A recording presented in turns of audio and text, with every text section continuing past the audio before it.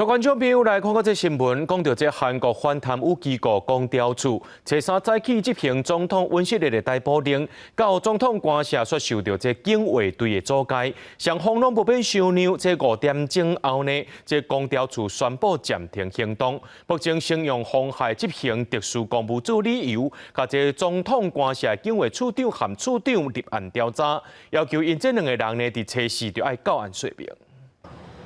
前规新区乌山的公调处人员陆续离开总统官邸，暂停对总统尹锡悦逮捕行动。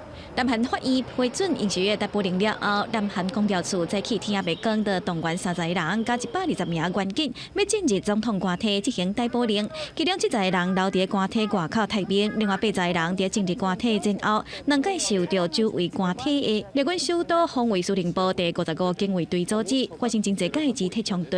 最后决定暂停逮捕行动，这嘛让尹锡悦支持者欢喜欢呼。 윤석열 대통령은 여태까지 국가의 법을 지켜왔고 저자들은 국가의 법이 없습니다. 대한민국은 지금 무법 천지가 되어가고 있습니다. 이런 상황에서 국민의 한 사람으로서 도저히 그냥 이 자리를 묵고 할 수 없어서 이 자리에 찾아왔습니다.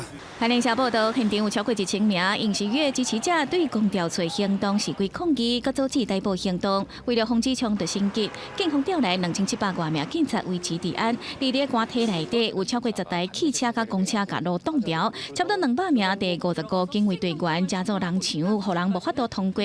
公调处的3名检察官只有看到尹锡悦2名律师，无法度确定尹锡悦是毋是伫官邸内底建筑物。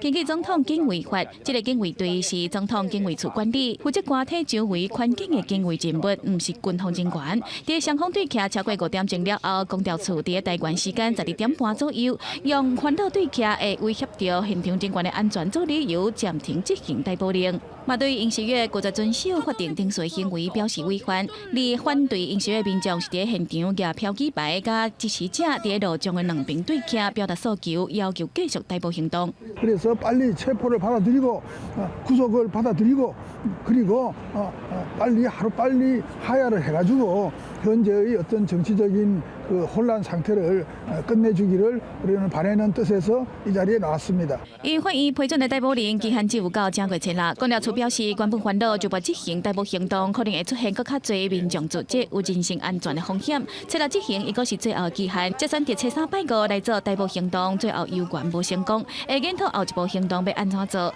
暂时先用涉嫌妨害执行特殊公务的理由，对总统官邸的警卫处处长甲副处长立案。 要求2个人伫初四到案说明。而北韩媒体调中社嘛伫初3报道，南韩总统尹锡悦受到弹劾的后续状况，认为南韩的政治已经陷入瘫痪，社会真混乱。